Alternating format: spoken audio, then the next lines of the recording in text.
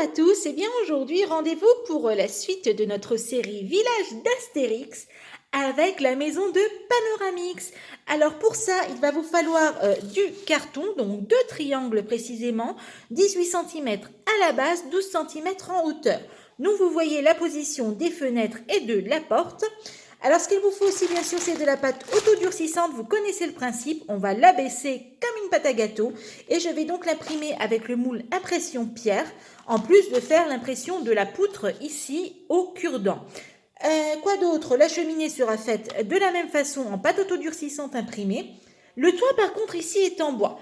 Donc moi j'ai la chance d'avoir les voisins qui ont coupé leurs arbres il n'y a pas longtemps. Donc j'ai récupéré des branches, hein, ils m'ont lancé des avec grand plaisir. Et je vais donc m'en servir pour faire le toit. Ce que je vous propose comme solution, si vous n'avez pas de branches, je vous propose d'utiliser des pâtes. Mais c'est surtout que là, ce sont des macaronis longs.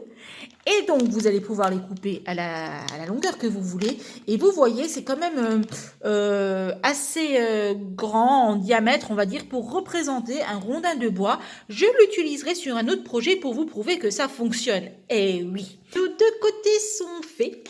Donc vous voyez, l'impression a bien pris, hein. On a fait l'impression poutre aussi. On va laisser sécher ça correctement et je vais m'attaquer au toit. Donc pour le toit, vous voyez, j'ai découpé un bout de carton souple, hein, qui va vraiment faire la pente entière, hein, voilà.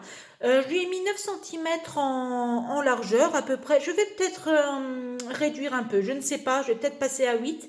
Et donc je vais recouvrir ça de morceaux de bois.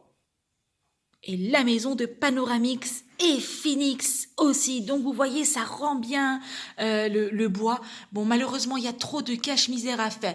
Donc c'est bien pour utiliser le bois, vous voyez, en complément, on va dire, quand on doit faire le dessus du toit ou des choses comme ça. Mais très sincèrement, pour avoir une régularité sur l'objet, le mieux, ce sera d'utiliser les macaronis longs.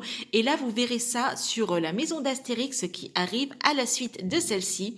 Eh bien, écoutez, j'espère que ce tutoriel vous aura plu. Vous voyez, c'est assez simple à réaliser.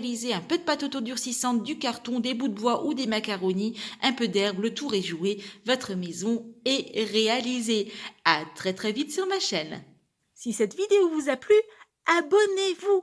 C'est juste là en dessous, un petit clic, on active la petite cloche et on reçoit toutes les notifications sur son mail pour qu'on se retrouve très très vite sur une prochaine vidéo.